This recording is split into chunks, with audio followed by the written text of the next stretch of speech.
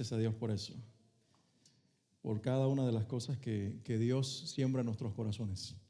Digan todos conmigo, y se llamará su nombre. Hace una semana decíamos, y se llamará su nombre, admirable consejero. Pero hoy vamos a decir, y se llamará su nombre, Dios fuerte. ¿Quieren decirlo conmigo a una voz? Y se llamará su nombre, Dios fuerte. Ahora, seguramente a ustedes les pasa como a mí, que cuando tratamos de buscar algunas de las historias de la Biblia para de alguna forma ilustrar o mostrar que Dios es un Dios fuerte, nos vamos al Antiguo Testamento. Porque de alguna manera hemos interpretado, no sé si a ustedes les sucede, estoy hablando de mí, de alguna manera hemos interpretado que es allí en el Antiguo Testamento donde están las historias del poder de Dios. Por ejemplo, es en el Antiguo Testamento donde a través del poder de Dios, con una vara que tocó el Mar Rojo se dividió en dos y el pueblo de Israel pasó por el mar en seco y entonces vieron la gloria de Dios que los liberó de la opresión de Egipto y del ejército que los perseguía. Eso es poder, ¿sí o no? Es en el Antiguo Testamento donde Moisés con una vara, la misma vara, golpea la peña y sale agua en medio del desierto. Es en el Antiguo Testamento donde el pueblo no tiene que comer y Dios dice, enviaré maná del cielo y desciende alimento y envía codornices.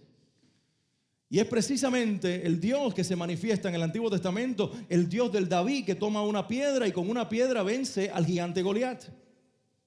Así que el Dios de David, el Dios de Daniel, el Dios de Jeremías, el Dios de Elías que hace descender fuego del cielo, el poder de Dios manifestado a través de profetas. El Dios de Eliseo que hace milagros que duplican a los de su maestro Elías. Es un Dios fuerte, digan conmigo, un Dios fuerte.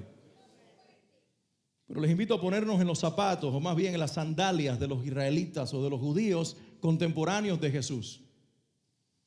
Porque dijo Isaías en la profecía de Isaías capítulo 9 que el mundo no estaría más en tiniebla o en oscuridad, sino que la tierra sería invadida con la luz del cielo y entonces el rey vendría a la tierra para devolverle a Israel el poder y la gloria que habían perdido por causa de haber pecado contra Dios.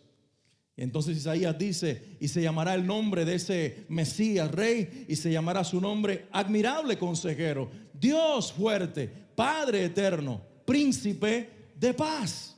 Pero cuando pensamos en Dios fuerte, imaginen por un momento que ustedes son los judíos que viven en los días de Jesús. Tú esperas que el poder de Roma sea quebrado por alguien que nazca precisamente en el palacio del rey. Que haya poder político sobre sus hombros, que tenga el respaldo del poder de la nación, que tenga una cuna de oro, que tenga poder económico, que tenga influencia política y que tenga todos los poderes que el mundo maneja para devolverle a una nación su gloria. Pero de momento aparece en la historia y en la arena de sus días nada más y nada menos que Jesús. No es el hijo de un rey, más bien se le conoce como el hijo de un carpintero, que en aquellos días era un oficio humilde y todavía lo es, pero sobre todo en aquellos días, porque alguien quizás hoy con una carpintería puede hacer un poco de dinero y volverse rico, pero en los días de Jesús no. El oficio de su padre era el oficio de una persona pobre, su madre una ama de casa que quizás pasaba desapercibida en la sociedad, porque a menos que se reconociera que el niño que había nacido por primera vez y había estado en su vientre como el primogénito era el hijo de Dios, no había otra cosa significativa en ella. Así que venía de una cuna noble pero pobre, venía de un ambiente que quizás tenía fama de ser el más pequeño y el más insignificante de Galilea, porque cuando se le dijo a Natanael que Jesús era el Mesías y lo invitaron a ver a Jesús y le dijeron que él venía de la aldea de Nazaret, ¿recuerdan lo que Natanael dijo? ¿Acaso puede salir algo que valga la pena de Nazaret? Porque eso no lo inventó Natanael, esa era la frase familiar y conocida en aquellas tierras cuando se hablaba de aquella pequeña aldea de una sola calle, un poco de casa y personas extremadamente pobres que vivían en Nazaret. Jesús no solamente venía de la casa del humilde carpintero y de la humilde María, sino que venía de la más pobre de las aldeas de Israel. Y ahora entra allí en la escena de este mundo, en aquel momento histórico cuando Roma pisoteaba a la nación de Israel y él proclama ser el Mesías, él proclama ser el Hijo de Dios. Me imagino que todos dijeran, no, este no es. Porque de acuerdo a nuestras profecías, Isaías Jeremías y todos los demás, el que viene es un rey. Y el que viene es el Mesías de Dios. Y si es el rey y el Mesías de Dios, tiene que ser fuerte, tiene que tener la fuerza de este mundo, el poder de este mundo, la grandeza de este mundo. Pero resulta que Dios, a través de su Hijo, desafía una vez más el intelecto humano. Y lo que más tarde Pablo dijo de muchos de nosotros: lo necio del mundo escogió Dios para avergonzar a los sabios, y lo pobre del mundo escogió Dios para avergonzar a los ricos. Lo comenzó validando con la vida de su Hijo, naciendo en un pesebre en Belén, en el lugar más humilde, más insignificante, menos llamativo, porque Cristo Jesús vino a desafiar al mundo en medio de la humildad y de la pobreza, a mostrar una fuerza de Dios que el ser humano no era capaz de discernir. Y yo sé que cuando nosotros pensamos en un Dios fuerte, normalmente pensamos en milagros. Pensamos que para que Dios muestre su fortaleza tiene que ocurrir un milagro, tiene que ocurrir algo sorprendente. Un mudo tiene que hablar, un ciego tiene que ver, un cojo tiene que caminar, para luego nosotros decir: aleluya, gloria a Dios. Y yo creo en esos milagros. ¿Ustedes lo creen? Pero lo que no quiero es que esa clase de milagros nos opaque a nosotros de ver la mayor fuerza y el mayor poder de Dios, que no está detrás del milagro de la vista para un ciego, o del milagro de caminar para un paralítico, o del milagro de hablar para un mudo, porque todos nosotros hemos vivido, si hemos conocido al Salvador y es nuestro Señor, hemos conocido el milagro en nuestras vidas más grande de todos, que es haber sido provocado por el Espíritu Santo a creer en el Señor y ser transformados por el poder de Dios dentro de nosotros. Si usted ha vivido esa experiencia, ese amén para mí no es convincente. ¿Creen ustedes que este es el más grande de todos los milagros? La vida eterna, el haber sido nosotros secuestrados por la gracia, el haber sido nosotros rodeados por la misericordia de Dios y provocados a creer por el Espíritu Santo que nos trajo a la redención. Eso es más grande que un ciego ver. Eso es más grande que un mudo hablar. Eso es más grande que un paralítico caminar, porque estamos hablando que es el milagro eterno. Los mudos algún día morirán, aunque hayan hablado por un milagro. Los cojos algún día sus días terminarán sobre la tierra, aunque le hayan sanado las piernas. Los que no podían ver, aún viendo después por el milagro, morirán viendo su muerte. Pero lo cierto es que todos los que hemos vivido el milagro de la vida eterna, trascenderemos a esta vida y entraremos a la eternidad, gracias a que el humilde Hijo de Dios, con la fuerza de la redención, conquistó nuestros corazones. Alguien tiene que darle un aplauso al Señor Jesucristo en este lugar. Y es por eso que tenemos que preguntarnos en este día: ¿de qué manera podía ser Jesús, el noble, insignificante y humilde Jesús, que no venía de cuna de oro? ¿De qué manera podía ser Jesús, el Dios fuerte profetizado por Isaías? ¿De qué manera? Yo quiero usar la vida o el testimonio de uno de los apóstoles o discípulos más cercanos a Jesús, de uno de los que más hizo resaltar su nombre con las decisiones que tomó y con las equivocaciones que a veces cometió por causa de su temperamento y de su carácter. ¿De quién creen ustedes que voy a hablar? Nada más y nada menos que de Pedro. No podía faltar, porque es la vida de Pedro un testimonio de que el Dios fuerte lo tocó y lo quebrantó. Porque este hombre tosco y pescador humilde, ignorante, se convirtió en un gran apóstol gracias a que el Dios fuerte comenzó a tratar con él hasta transformarle la vida. Y quiero hablar de 3 experiencias en este día en relación con la vida de Pedro. Lo primero que quiero hablar es de un milagro que desnudó el corazón de Pedro. Y recuerdan la semana anterior que yo hablaba de la pesca milagrosa. ¿Recuerdan los que estaban? Que Pedro no había podido pescar nada, que Jesús llega y le dice: pon las redes, métete mar adentro, mete las redes en el mar, y se llenaron de peces. ¿Recuerdan la historia? Y llenaron el bote de tantos peces que tuvo que decirle a Juan y Jacobo: vengan para que ustedes también me ayuden. Y el bote de ellos se llenó de peces. ¿Recuerdan la historia? Pero intencionalmente no la concluí, porque quería reservar el momento conclusivo de esa historia para el día de hoy, porque ahí se manifiesta el Dios fuerte. La reacción de Pedro fue impresionante. Cuando Pedro ve su bote que estaba vacío durante toda la noche, lleno de peces, cuando él vio que lo que no había podido hacer en su experiencia de pescador, ni en su habilidad de pescador, se había realizado por una palabra de Jesús que él decidió creer y dijo: yo en tu palabra echaré la red. ¿Recuerdan aquello?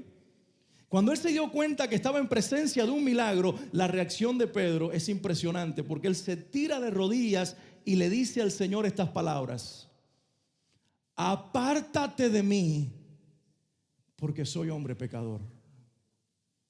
Y lo que yo encuentro detrás de esa experiencia impresionante es que el milagro fue un pretexto de Jesús, no para llevar comida a la mesa de Pedro. Eso era parte del propósito, pero el verdadero propósito detrás de la pesca milagrosa era que el corazón de Pedro fuera desnudado delante de él y él viera cuán pecador era, cuán perdido estaba y cuán irreparable era su condición, que no podía acercarse a Dios de acuerdo a la condición que tenía.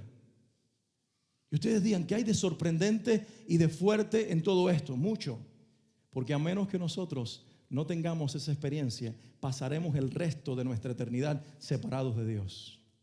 Si alguno de nosotros todavía piensa que tiene algo de bueno en sí mismo y que nos merecemos el cielo por algo bueno que nosotros hemos hecho o podamos hacer, estamos equivocados. Necesitamos que el Señor nos quebrante, nos desafíe y use su fuerza suave y penetrante a través de sus obras poderosas para que nosotros mismos lleguemos a la convicción, bajo la obra silenciosa del Espíritu Santo, de que somos unos pecadores y lo que merecemos es estar separados de Dios.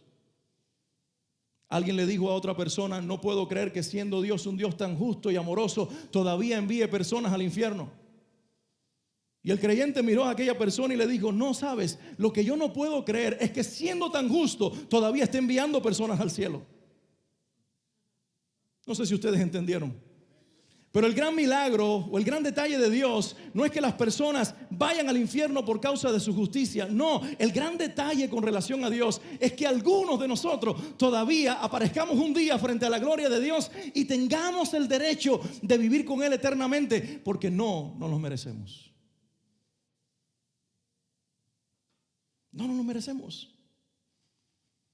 Como decía un predicador, un pastor, cuando era un joven en mi país, en Cuba, él predicó una ocasión diciendo: en el cielo tendremos 3 sorpresas.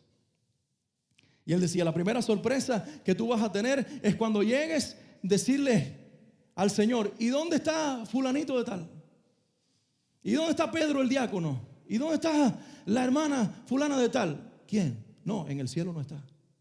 Y sorprendernos que muchos que dábamos por sentado que iban a estar allí, no estarán. La segunda sorpresa que vamos a tener es cuando vayamos caminando por las calles de oro y de momento ahí esté esa persona y tú digas: ¿cómo? ¿Tú qué haces aquí? Porque nos vamos a sorprender encontrándonos con cada persona en el cielo. Y él dice, o decía, y la tercera sorpresa es cuando en algún momento tú veas tu rostro reflejado en la eternidad y digas: ¿y yo qué hago aquí?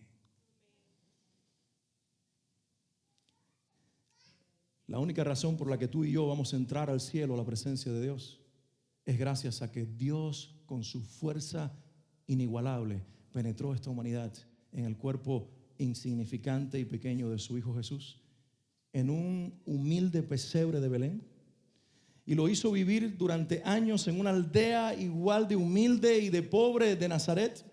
Y lo hizo vivir entre la gente más pobre de su época, sin influencia política, económica ni social, sin codearse con reyes y nobles de la sociedad, sino con el vulgo, con pescadores y con gente insignificante, para desde esa plataforma humilde traer la fuerza de Dios al mundo, y cada persona que fuese influenciada por el Espíritu Santo respondiera a la voz del llamado de Dios de creer primero que todo que no merecemos la eternidad y que Él debe separarse de nosotros porque no somos dignos de su gracia y no somos dignos de su justicia.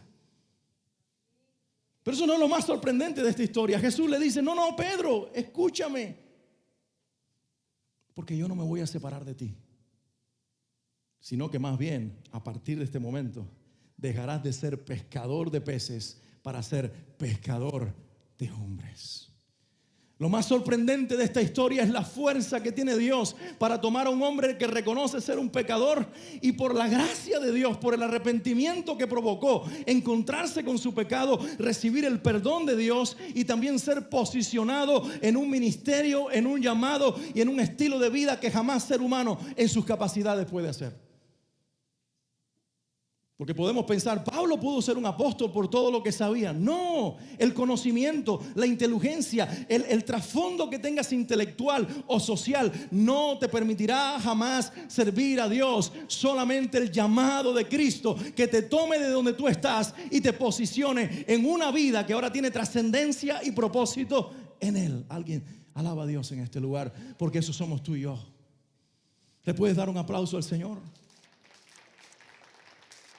Eso somos tú y yo, llenos de nosotros mismos, limitados a nuestro bote, a nuestra pesca, a lo que sabemos hacer, hundidos en nuestro pecado. Pero entonces, digan conmigo, pero entonces somos sorprendidos por la gracia. Y cuando la gracia penetra en nuestras vidas y Cristo se manifiesta, lo primero que Él le da luz es a nuestro pecado. Porque jamás nosotros podemos recibir la gracia de Dios si primero no vemos nuestro pecado. Ese es el error de nuestros días. Que estamos vendiendo un evangelio de salvación y perdón para personas que todavía no reconocen que están vestidos de ropa sucia y necesitan ser bañados y revestidos de ropas limpias que solo el Cordero con su gracia nos puede ofrecer. Eso es fuerza y eso es poder. Cuando el corazón de un hombre arrepentido y lleno de pecado se tira delante de Dios diciéndole: no soy digno de ti ni de tu llamado, y recibe perdón y gracia y se levanta transformado y restituido por el poder de Dios.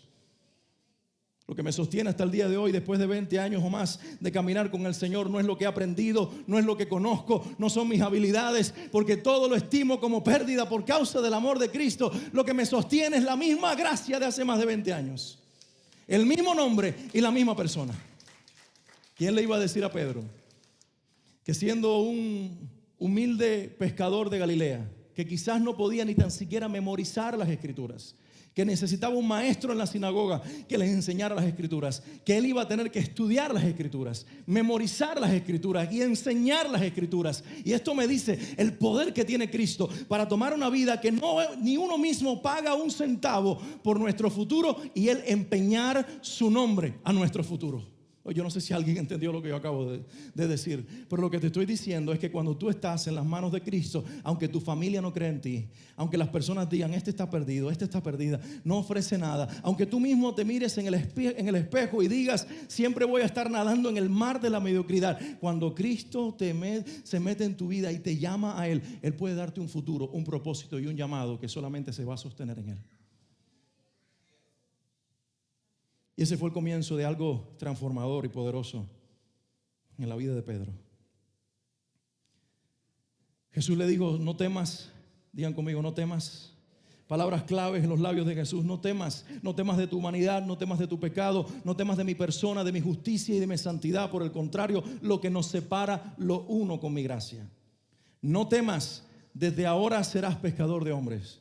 Y cuando trajeron a tierra las barcas, dejándolo todo, le siguieron, porque fueron conquistados por la fe.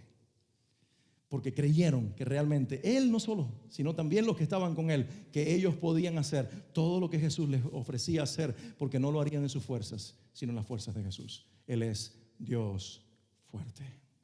Y se llamará su nombre Dios fuerte. Pero hay una segunda experiencia en la vida de Pedro, y la llamo así: es aquella en la que aquella noche en la que Pedro creció en su fe. Y recuerdan ustedes que muchas veces los momentos dramáticos en la vida de los discípulos se dieron en un bote, porque es que ellos, la mayoría, eran pescadores. Y Jesús se separa de ellos y les dice: vayan adelante en el bote, entren al mar, el mismo mar de Galilea, métanse en el bote y yo los alcanzo después. Y se quedó orando. ¿Recuerdan? Quizás ya están entendiendo o recordando la historia. Y cuando la noche estaba por terminar, todavía no había amanecido, dicen los expertos que es el momento de la noche cuando más oscuridad hay. Que cuando más oscuro está el mar es en ese momento antes del amanecer. Y era justo antes del amanecer. No había luz eléctrica, porque todavía uno va en un crucero y la gente me dice: cuando pasamos por allí entre México y la Florida, se ven las luces aún de Cuba, porque tenemos luz eléctrica. Digo, si no hay apagón en ese momento en la isla de Cuba, porque eso también puede pasar. Pero como vivimos en un mundo del siglo XXI, aún las luces de nuestras ciudades se reflejan en los mares oscuros, pero no en aquel día. La tenue luz de las velas se había apagado en las casas porque la mayoría dormía. El mar estaba oscuro, digan conmigo: el mar oscuro. Y cuando uno está en un mar oscuro, nunca he tenido la oportunidad, ni quiero tenerla, de estar en medio de un mar oscuro, rodeado solo por 3 o 4 personas que también están limitadas como yo. Y ahí estaba Pedro, sus amigos eran pescadores. No era la primera vez que esto sucedía porque ellos eran pescadores. Pero me imagino que cada vez que estaba uno en el mar negro, oscuro, comience a ver lo que no se ve. Y a imaginarse cosas, porque aún en las sombras de la noche el terror se aproxima. Y en medio de esta sensación de estar solos, de que el Señor de alguna forma u otra nunca llegó, ven una figura que camina sobre el agua. ¿Recuerdan? ¿Recuerdan eso? Y de momento dice la historia que todos comenzaron a dar gritos diciendo: ¡un fantasma! ¡Un fantasma! Porque cuando nosotros no entendemos lo que está ocurriendo alrededor de nosotros, buscamos una respuesta de carácter extrasensorial, parapsicológica. Ese es el mundo en el que vivimos. Nos dijeron que si no es de este mundo y se te aparece es un fantasma. Y la Biblia nos dice que los fantasmas no se aparecen. Que los espíritus de los muertos están donde tienen que estar, o en el cielo o en el infierno, y de ahí no salen. Pero las creencias de los pueblos, las leyendas populares, hacen creer que en algún momento el espíritu de alguien se te va a aparecer. Y eso es lo que estos pescadores creían. Y de hecho hay muchas leyendas entre pescadores. Y ellos ven aquella figura en el mar, en medio de la negrura de la noche. De alguna forma el cuerpo de Jesús resplandecía y se dejaba ver, pero no podían ver su rostro. Y comenzaron a gritar: ¡un fantasma! ¡Un fantasma! ¿Recuerdan la historia? Y Jesús les dice: no teman, soy yo. Soy Jesús. Y entonces Pedro, digan ustedes conmigo, Pedro, si alguno tiene la boca de Pedro, se meterá en muchos problemas. Pedro era un sanguíneo que él sentía y actuaba y luego pensaba. Y si alguno tiene ese temperamento, le va a pasar muchas veces. Sientes, actúas y después dices: ay, ¿por qué dije lo que dije? Porque el que tiene esa tendencia, ese temperamento, siente, actúa y después piensa. Y ese era Pedro. Si eres tú, Jesús, ¿recuerda? Si eres tú, Jesús, da la palabra para que yo pueda caminar a donde tú estás. Porque él dijo: esto está tremendo. Resulta que ahora le servimos a un Señor, a un maestro que camina sobre el mar. Y yo no me puedo quedar con el deseo de intentarlo. Y Jesús le dice: sí, está bien, ven. Y Pedro no lo piensa. Él lo siente y él actúa. ¿Puedo ir? Sí, ven. Y él pone el pie fuera del bote y ¡pah! Y resulta que Pedro comienza a dar pasos. ¿Se recuerdan? Y me imagino que Pedro interiormente, digo, si fuera Pedro yo estaría pensando: te gané, Jesús, ya no eres el único. Resulta que ahora también yo camino sobre el mar y el mundo va a decir: hay dos personas que caminan sobre el mar, Jesús y Pedro. Nos gusta a nosotros el que nos pongan el spotlight, el llamar la atención, el que nosotros seamos el centro. Y Pedro, que siente y actúa, comienza a caminar sobre el mar, sobre aquellas aguas de aquel lago de Genesaret. Y de momento, su razón se abre. Típico de los sanguíneos. Los que tenemos una tendencia más colérica, nosotros procesamos todo, ponemos todo sobre la mesa y cuando nos decidimos, es como un toro que va hacia adelante. Puedes poner una pared que yo sé que voy a morir contra ella. Pero lo más probable es que la pensé. Que pensé que había una pared y pensé cómo saltarla y pensé que hueco abrir por debajo y miré varias posibilidades. Pero los sanguíneos no piensan, ellos sienten. Entonces él sintió y está ahí en el medio y de momento se le abren los ojos y siente el viento fuerte que golpea su rostro y la lluvia que cae sobre su cuerpo y comienza a ver las olas del mar que están tumultuosas. Habían estado así antes que Jesús llegara. El mar estaba encrespado antes que Jesús llegara. Había una tormenta antes de que Jesús llegara. Pero en el momento que lo ve caminando, se sorprende tanto por el caminar que se le olvida esa realidad. Siente y actúa. Jesús le alimenta ese sentimiento y él camina. Pero de momento cuando camina, el viento lo golpea, la lluvia, la realidad la mira y comienza a hundirse. Y Jesús lo toma del brazo. Parece que Pedro caminó lo suficiente como para estar a la distancia de que Jesús estirara su brazo y lo sacara. Y Jesús lo saca. Primero lo saca. Y luego que lo tiene arriba y lo tiene sostenido, me imagino que lo tuvo que cargar. Porque si no se le está hundiendo todo el tiempo. Así que tal vez en sus brazos le dice, imagínense ustedes qué espectáculo: ¿por qué dudaste, hombre de poca fe? Y si Jesús fuéramos nosotros, lo dejamos caer. Pero dice que juntos regresaron al barco. O lo traía en sus brazos o caminaron los dos sosteniéndolo en la fuerza de su brazo. Porque Él es el Dios fuerte. Ahora, la mayor fuerza no fue que caminaron de regreso al bote sin hundirse. La mayor fuerza fue lo que ocurrió en el corazón de Pedro. Porque Pedro pone el primer pie fuera del agua con fe en la palabra de Jesús, pero con fe en que Él puede hacerlo. Es una fe emotiva.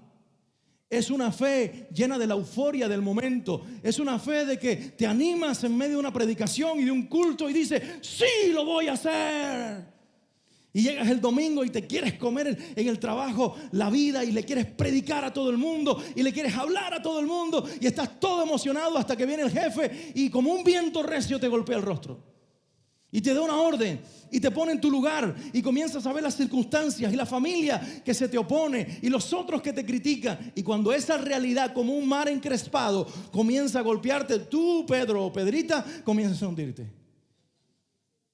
Porque nos ha pasado a todos nosotros. Nos emocionamos en los cultos y decimos aquí con JP, aleluya, sí, todo es posible. Y ahorita está cantando contigo. Sí, todo es posible. Y cuando sales de aquí, lo que te golpea es lo imposible. Y te comienzas a hundir. Y me pregunto, ¿dónde está Dios en ese momento? ¿Está donde mismo estaba Jesús? Él no se movió de su lugar para sacar a Pedro. Él se quedó en su sitio sabiendo que Pedro llegaría a una sola pulgada de distancia, a unos cuantos centímetros, allí a una distancia mínima para poderlo levantar. Porque cuando tú confías en ti mismo, siempre te vas a quedar corto de la meta. Y lo grande y lo poderoso de Jesús es aquí, que cuando Él levanta a Pedro y le dice, ¿por qué dudaste, hombre de poca fe? Pedro tal vez creía que él tenía una fe grande, pero su fe era pequeña, porque cuando nosotros alimentamos nuestra fe en lo que sentimos y en lo que creemos de nosotros mismos, siempre va a ser pequeña, aunque los demás digan, me sorprende la fe de esta persona. Aunque hagamos mucho alarde de lo que creemos, aunque demos muchas muestras de que caminamos sobre el mar, siempre nos vamos a hundir, porque nuestra confianza está puesta en nosotros mismos. ¿Me estoy haciendo entender? Estoy llegando a donde quizás debamos entender en este día que la mayor fuerza del Señor no es solamente calmar las tormentas y caminar sobre el mar. La mayor fuerza del Señor es tomar tu corazón confundido. Ya vimos el corazón de Pedro lleno de pecado, arrepentido. El hombre que se desnuda delante de Jesús y le dice el corazón y le dice, apártate de mí porque soy hombre pecador. Pero ahora este hombre que ha caminado cierto tiempo con Jesús comienza a ganar confianza en sí mismo. Comienza a ganar credibilidad en sí mismo. Ya no es el pescador tosco y reconocible, quizás anónimo de las aldeas de Galilea. Ahora es el discípulo de Jesús. Le traen hasta jóvenes endemoniados para que él y los demás echen fuera demonios. Jesús lo envía con 12, con los otros 11, y van y salen enfermos, y acompaña a los 70 y baja el cielo a la tierra. Y eso te hace llegar a creer a ti que tú tienes algo poderoso en ti y que por tu propia cuenta puedes caminar sobre el mar. No sé a cuánto les ha pasado. Pero hay momentos en nuestras vidas cuando nosotros tenemos que reconocer que nos estamos hundiendo porque nuestra poca fe no es porque no tenemos la capacidad de creer. Tal vez sea porque creímos en nosotros y no en el que nos dijo, sí, ven a mí. Y tú vas a ser fuerte en la medida que tú escuches su voz y lo sigas a Él. No tus propios instintos, no tu propio sentimiento, no tus propios criterios, sino su palabra, su persona, y te convenzas que tu vida tiene sentido, propósito y fuerza única y exclusivamente sostenida en Él, Jesucristo. Él es el centro de todo. De Él y por Él es que se trata todo. Y en último lugar, quiero hablar acerca de aquel momento en que finalmente Pedro termina dejando de ser un pescador, debo decir, egocéntrico, y se termina convirtiendo en un predicador humilde. Jesús ya fue a la cruz, lo sepultaron en una tumba. Hay rumores de algunos discípulos, las mujeres que fueron a la tumba, que Él resucitó. ¿Recuerdan la historia? Pero Pedro está decepcionado, no de Jesús, está decepcionado de sí mismo. Porque en algún momento Jesús les dijo, es necesario que yo muera y los hombres me entregarán a los principales de la sinagoga y me entregarán en manos de los que tienen el poder y le quitarán la vida al Hijo del Hombre y tendré que entrar y sufrir y morir. Y Pedro le dijo, jamás te suceda eso. Es más, Señor, si todos estos te dejan, yo, Super Pedro, moriré por ti. Eso somos nosotros. Hasta un amén hubo ahí. Esos somos nosotros que le decimos, Señor, soy capaz de morir por mí. Cuando yo respondí al llamado de Dios, con 19 años, yo quería comerme el mundo. Yo pensaba que yo iba a hacer lo que nadie había hecho. Yo creía que realmente ahora sí el Señor se había ganado la lotería en llamarme a mí al ministerio. Yo decía, tú verás, Señor, todos se van a rajar, yo voy a seguir. Todos van a retroceder, yo voy a estar firme. Todos pararán de predicar, pero jamás yo. Hasta que comenzó la vida diseñada por Dios a darme buenos golpes y a ablandarme el corazón y a quebrarme mi orgullo y a mostrarme que realmente alguien es capaz de hacer lo que nos toca hacer cuando el Señor es el que lo hace en nosotros y no nosotros en nuestras propias fuerzas. Así que en medio de aquellos rumores, Pedro está de regreso en el mar de Galilea. Es el mar, estas 3 ocasiones. El mismo lugar del encuentro original en la pesca milagrosa. El mismo lugar del corazón desnudado y de querer apartarse porque es un pescador o un pecador y se convierte en un pescador de hombre transformado por la gloria de Dios. El mismo mar donde él se hunde y el Señor lo levanta y regresa reconociendo que es en él, en Cristo y no en él, Pedro, que está la fuerza. Y regresa a ese mar con los hombros caídos, ha traicionado al Señor porque Él le prometió que nadie, todos lo dejarían, pero no Pedro, que todos quizás huirían, pero Pedro moriría por él. Pero en el patio del sumo sacerdote le negó 3 veces. Y como Jesús lo había dicho, el gallo cantó. Y Pedro, lleno de dolor, lloró en una esquina y decía, perdóname. ¿Lo recuerdas, verdad? Porque mientras más le prometas al Señor hacer por Él lo que nadie hará por Cristo, más rápido lo traicionarás. Mientras más le digas, yo sí te amo, yo sí soy de los de verdad, yo sí soy de los que ya no existen, yo soy la última Coca-Cola en el desierto. Más rápido se te va a ir la espuma a tu Coca-Cola. Más rápido se va a evaporar lo que tienes. Más rápido vas a caer en tu propio hoyo. Más rápido caerás en tu trampa porque estás confiando en ti y no en Él. Pedro no es alguien para ser señalado en este día. Pedro es alguien para que nos pongamos en sus zapatos y entendamos que Él nos representa a todos nosotros. Así que tratando de pescar, dice, ya no sirvo para ser pescador de hombres. Le fallé a Jesús. ¿Y cómo puedo ganar a alguien para Él si lo traicioné? Y ahí está intentando retomar el negocio de la pesca con los demás que también lo abandonaron. Ahí está Jacobo, está Juan, está Andrés, su hermano. Están los pescadores que formaban parte del grupo de Jesús tirando las redes al mar toda una noche. ¿Y qué creen que pasó? No pescaron nada. Como aquella vez 3 años y medio atrás, cuando no pescaron nada y necesitaron de Jesús para una pesca milagrosa. Cuando nosotros caemos en el fracaso, nos frustramos con la fe, con Dios, con la gente, con la iglesia o con nosotros mismos y tratamos de retomar el camino de regreso a lo que éramos, nos va a ir peor que antes. Y todo lo que sabíamos hacer no dará resultados y no dará su fruto, porque cuando el Señor te llamó, su llamamiento fue irrevocable y lo vas a servir porque lo vas a servir, porque no se trata ni de ti ni de los demás, se trata de Él, del Señor Jesucristo. Así que Pedro está tratando de pescar, no pescan nada, amanece y de momento hay una figura, una silueta de alguien allí en la arena que les dice, ¿pescaron algo? Y les dicen ellos, nada, pero con voz de que ni nos preguntes, porque si tenemos un pescado no es para ti. Y Juan le dice, Pedro, ese es el Señor, ¿no lo ves? Y Pedro entonces se sube la ropa, se tira al mar y llega primero que los demás. Pedro una vez más se tira al mar, no para caminar, para arrastrarse sobre él y llegar a la orilla para ver cara a cara a su Salvador que resucitó, para ver si todavía hay una amistad, hay un reencuentro, hay una oportunidad de servirle a este hombre tan grande que todos rechazaron, pero que él sabe que es el Hijo de Dios. Y ahí está Jesús, llegan los demás y resulta que ellos no habían pescado nada y Jesús les dice, aquí les tengo pescado frito, unos pedazos de pan y todos comen. Pero no sé si quizás ustedes han estado en alguna comida que sabes que las personas que están presentes, hay alguna situación que se está moviendo allí que hay que resolver, pero deciden comer primero. Y mientras tú comes no te pasa el pan. Y el pescado como que se te traba. Y no porque tiene espinas, sino porque lo que sabes que va a venir después no te deja comer tranquilo. Me imagino que Pedro estaba así. Y este pescado frito y este pan, Jesús, ¿qué te tienes entre manos? Algo me vas a decir. Después viene el golpe. Porque me gustó lo que dijo hoy él. Javier dijo, cuando las cosas se ponen mal, dilo de nuevo. Cuando las cosas están bien mal, se van a tornar en buenas. Y eso desafía la manera normal de pensar. Porque los seres humanos tendemos a decir, las cosas están buenas, prepárate que viene lo malo.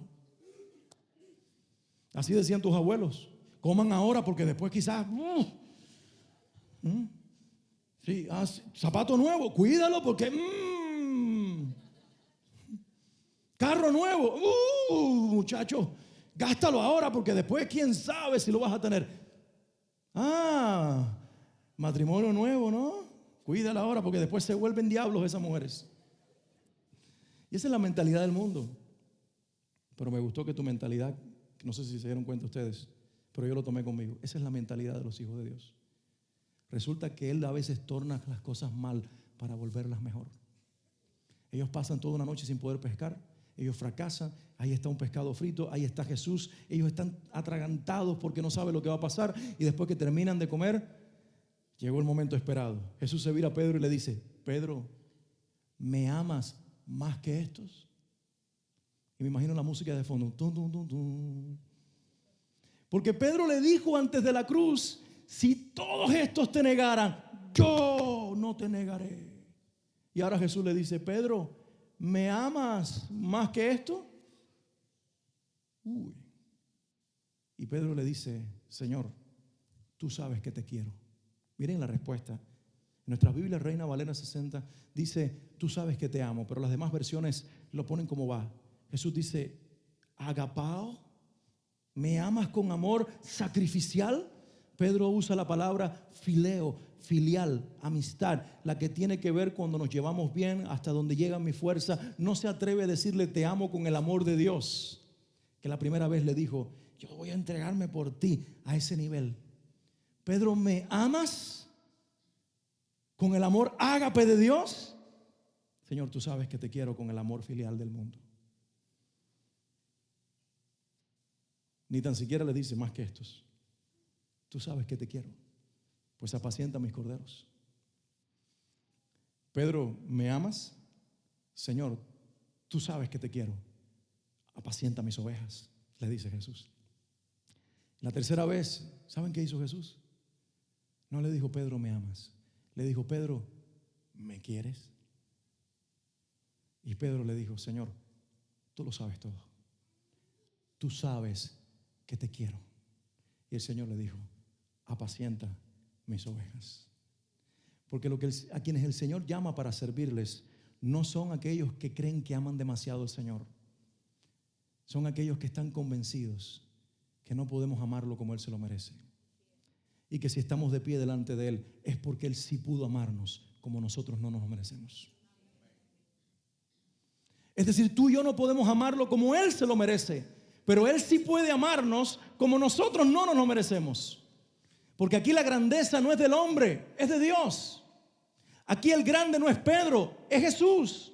Y no es hasta que Pedro entiende que es un simple humano limitado por su condición natural y pecadora, que no podrá servir al Señor en sus fuerzas, que el Señor le confía o le entrega una vez más el llamado de ser no solamente un pescador de hombres, sino un pastor del rebaño de Dios, un apóstol del Señor Jesucristo, alguien grande para la gloria de Dios. Porque ahí es cuando entiende que la grandeza de Pedro no está en lo que él dirá ni en lo que él hará, sino en lo que Cristo dijo, hizo y es sobre todas las cosas. Dale un aplauso al Señor Jesús. Yo creo que tú tienes que entender, tú que dices, ay no, yo no puedo, no llamaron para este ministerio, pero yo no puedo servir porque yo, Señor, tú me conoces. Yo no sirvo para nada. Es verdad, ya no lo digas más, ya yo lo sabía cuando morí por ti. Vengan todos los que respondieron, vamos, bautízate. No, ¿qué va? Si yo todavía tengo muchas cosas que resolver. Es precisamente por eso, porque lo estás creyendo, porque estás convencido, porque estás convencida de que es Cristo en ti el que formará la vida, que vienes a las aguas y obedeces el llamado del Señor y te dejas cubrir por la gracia perdonadora del Señor Jesucristo. Alguien le tiene que dar un mejor aplauso al Señor Jesús. Es precisamente cuando nosotros nos damos cuenta de todas estas cosas que el poder de nosotros, el poder en nosotros de Dios se manifiesta. Quiero ir cerrando con las palabras que Pedro le dijo a Cornelio y a los que estaban reunidos en su casa. Es Pedro que ya no pelea más con Jesús. Pedro que ya no se propone como el superdiscípulo. Ni tampoco Pedro que se rebaja a la condición de alguien que no sabe amar al Señor. Es el Pedro humano, caído, limitado, pero que se deja cubrir por la gracia de Dios y se levanta en el poder del Espíritu Santo. Porque el Espíritu de Dios vino en Pentecostés para llenar la vida de aquellos hombres, porque ellos eran unos cobardes escondidos en una casa y tenían que ser testigos de la grandeza de Dios. ¿Y cómo podemos ser testigos de la grandeza de Dios si no cargamos el poder de Dios en nosotros? Pentecostés, el Espíritu Santo viene para aquellos que dicen: tengo que pasar un curso de evangelismo, tengo que entrenarme más, yo no sé cómo predicar a las personas, me da miedo a la hora de predicar. Ora más, entrégate más, deja de confiar menos en ti, confía más en el Señor y cree que el Espíritu que está en ti es más que poderoso para a través de ti Él predicar usándote a ti. Porque así le dijo el Señor: no se preocupen de lo que ustedes van a decir, los pondré ante magistrados, ante reyes, ante sacerdotes, y ustedes no sabrán qué decir, pero mi Espíritu les dará las palabras precisas para que ustedes toquen el corazón de los hombres.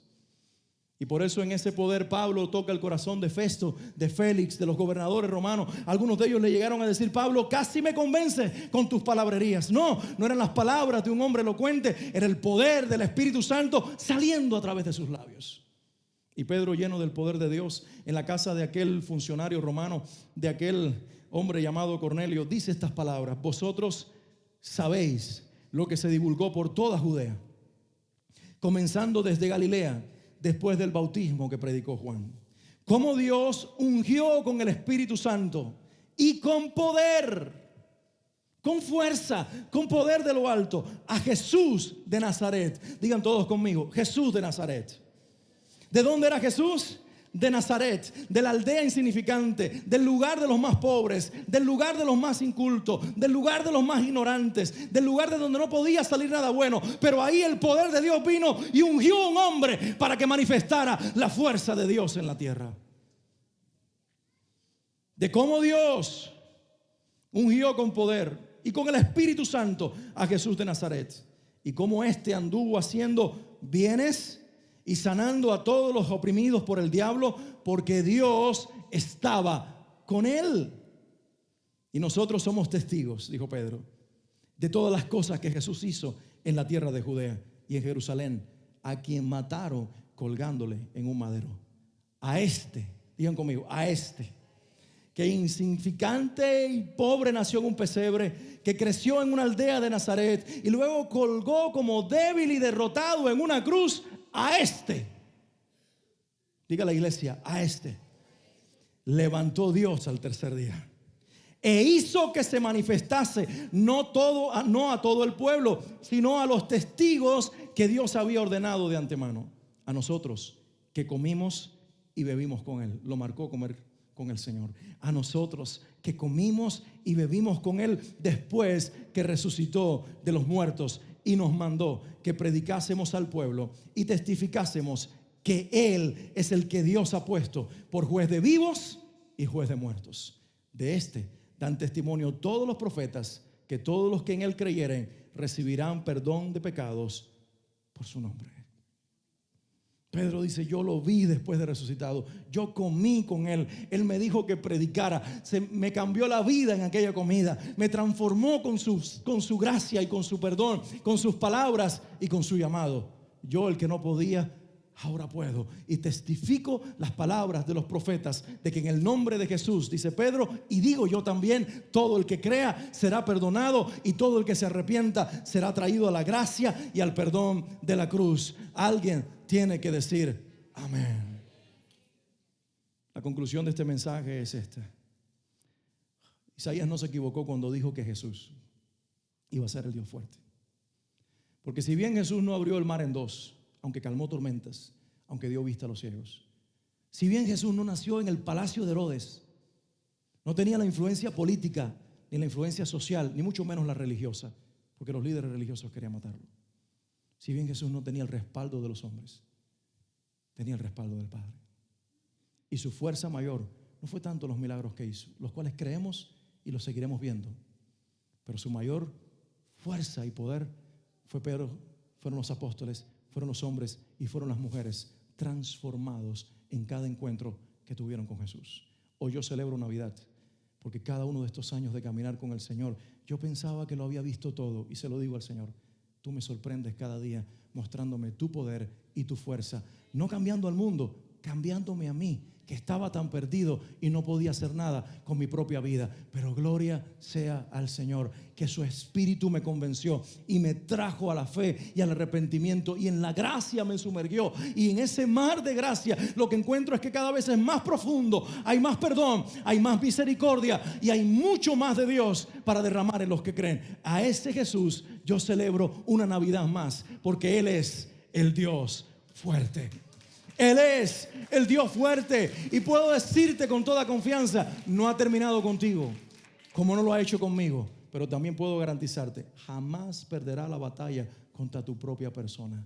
Porque si tú respondiste a su llamado el día que Él te hizo esa invitación, Él sabía que tú estarías rendido ante Él por el resto de su vida, por el resto de tu vida. La gracia y el favor de Dios es el regalo que Dios nos da en esta Navidad. Más que los regalos que abrirás en casa y en familia, más que las comidas deliciosas, más que los dulces, más que el ambiente navideño y las luces de la ciudad, recibo este regalo en Navidad. La gracia y el favor de mi Dios todavía están en mí y aún hacen nuevas cosas y producen nueva transformación, porque Él se propuso mi transformación. Ponte de pie, iglesia preciosa.